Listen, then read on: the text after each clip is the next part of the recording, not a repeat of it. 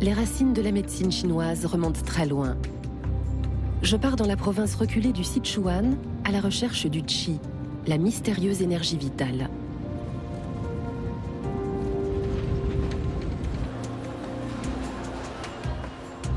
Que reste-t-il aujourd'hui de ce savoir ancestral ?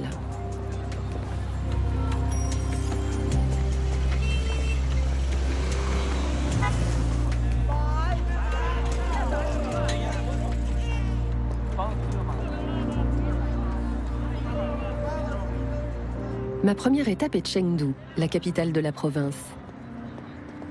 Dans un immeuble pour retraités, je rencontre Nai Nai, mon ex-belle-mère. C'est elle qui m'a inspirée pour ce documentaire.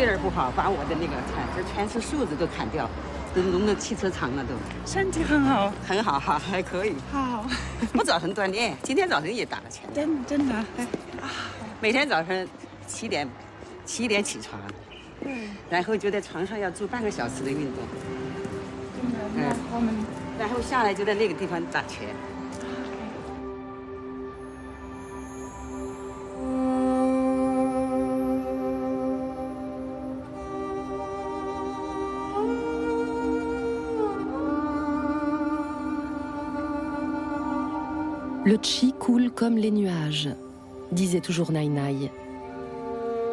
Elle m'a appris les mains des nuages ou encore le fouet oblique.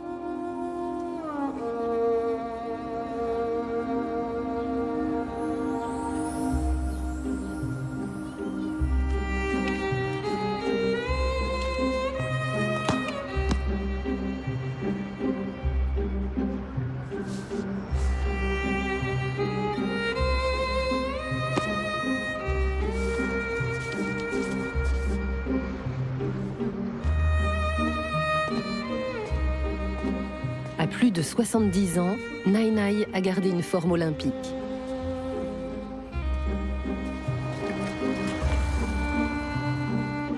Elle est très attachée aux racines de la culture traditionnelle chinoise.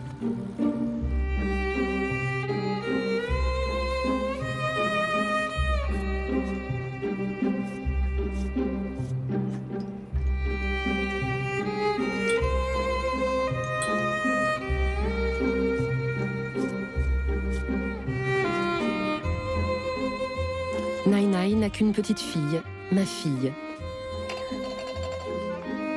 Elle vous l'offre.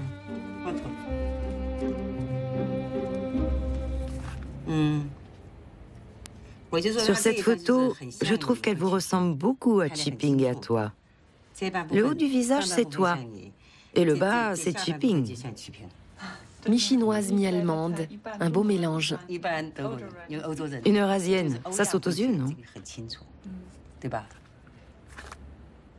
Nous n'avons pas ça, Chengdu. Bois ton thé. Je vous l'offre. Merci. Vous buvez souvent du café. C'est bon pour la santé? Je n'en bois pas tous les jours, mais j'en bois régulièrement, un petit peu. J'aime bien le goût, mais je fais attention. Tu vois ça? C'est à cause du café et du chocolat que j'ai mangé durant la fête du printemps. J'en avais acheté beaucoup. En médecine chinoise, on appelle ça un excès de chaleur interne. En médecine occidentale, une inflammation. Là, regarde. Ah oui, je vois. D'ici une semaine, il n'y aura plus rien. Mais ça apparaît justement au moment où tu arrives. Buvons notre thé. Vous prenez des médicaments occidentaux? On utilise uniquement des remèdes de grand-mère. Prenons par exemple un œdème rouge, et assez enflé, gros comme ça. Pour le faire disparaître, on n'a pas besoin de médicaments occidentaux, juste de vers de terre. Tu sais de quel vers je veux parler?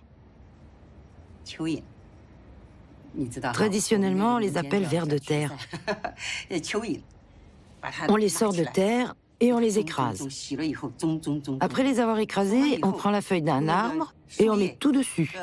On l'applique sur l'œdème et le lendemain, tout a disparu.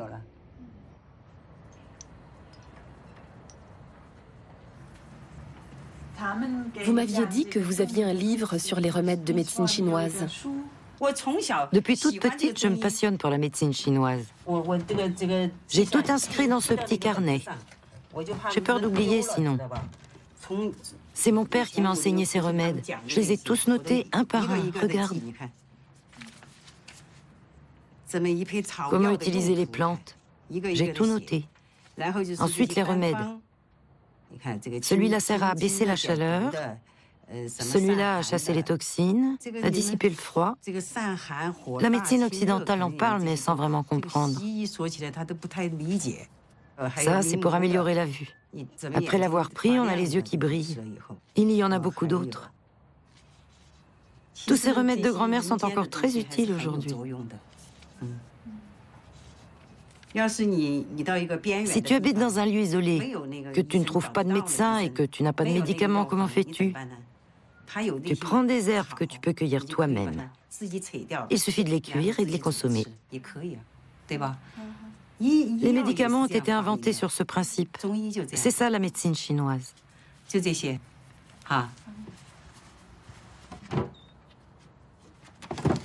Ce petit livre a sauvé Nai Nai à l'époque de la révolution culturelle, quand les médecins étaient envoyés en camp de travail et qu'elle a dû élever seule 3 enfants.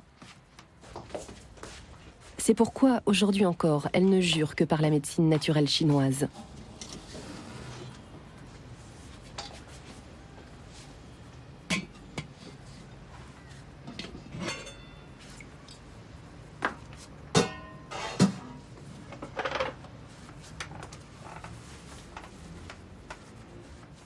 Comme mes pieds s'atrophient, j'ai consulté un médecin traditionnel qui m'a donné un remède.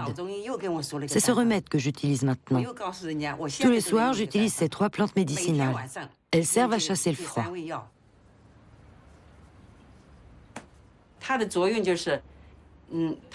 Comme nous sommes en hiver, mes pieds sont très froids, surtout les articulations. Les écorces d'orange chassent le froid. Cela facilite aussi la ventilation. Le sang et l'énergie sont ventilés grâce au poireau et à la ciboulette.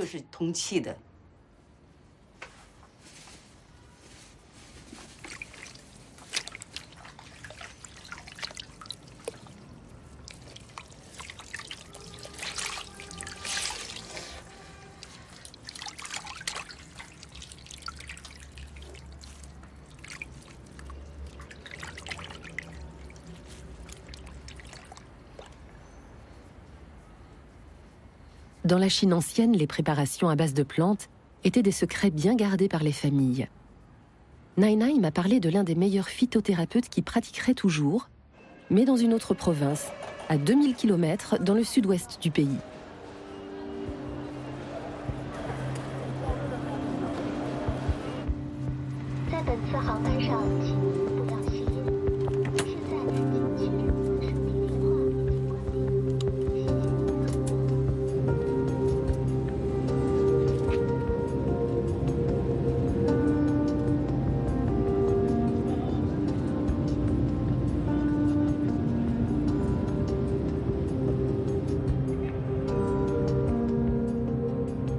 Qinhong, la cité de l'aube. Même en hiver, un vent subtropical souffle ici.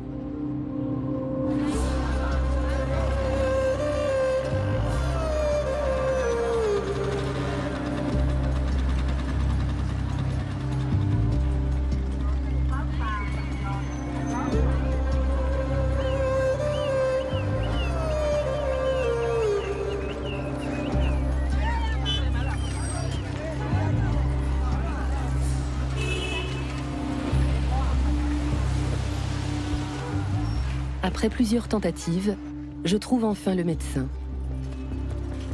Tous les matins, le docteur Yuan traverse la ville pour se rendre à son travail.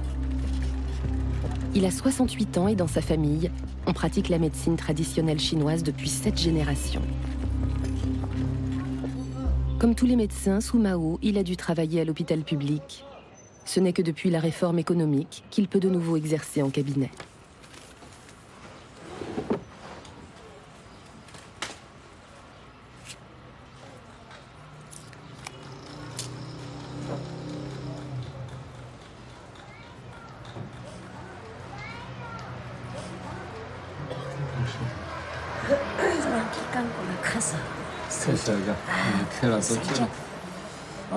我在江苏过来，在路上有点渴啊，睡觉就渴，睡觉就渴。不要紧，熟的。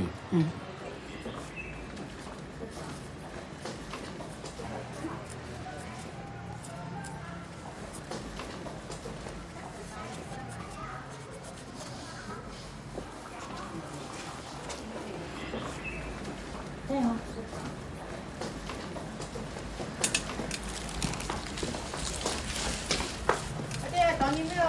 10号。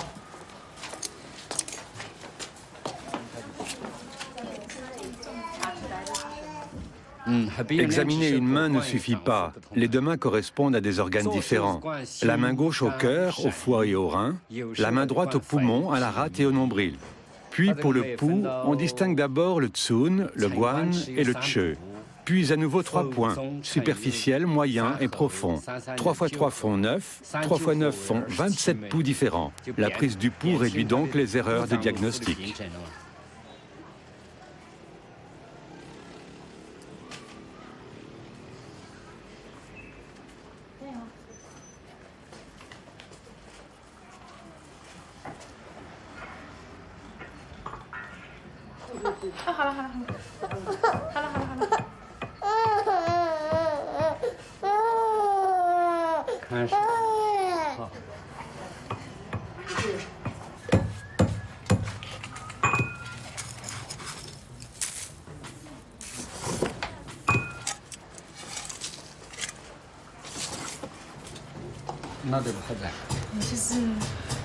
肚子好像我不是来过几次嘛，以前。我以前来过几次，就是下肚下手下好像还有一点疼。其实这个小便有点疼啊，不是小肚疼。小肚疼。就是白的黄的多。黄的，不痒。那个痒不痒？小便痒。痒，其实痒。不要紧，不要紧。你不吃，它血就又翻回来的了。只要你不是我身上还有一点痒哦。不要紧，一起解决了。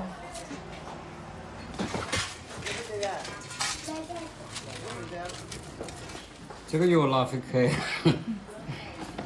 你的丈夫你们2个都要吃，光是你一个人吃好不了。2个人都要吃。哦，那你要帮我多开几包呀？肯定要开4包啊。那开给你4包。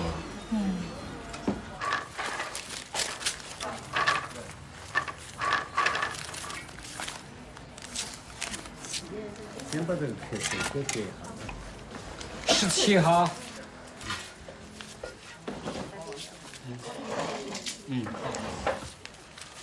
谢谢你啊。没有。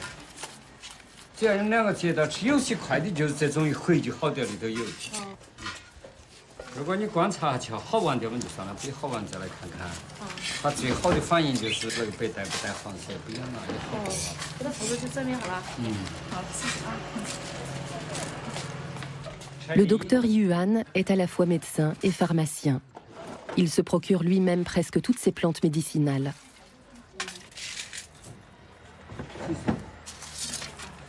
Comme le veut la tradition, le fils devra reprendre un jour le cabinet familial, car la demande est importante.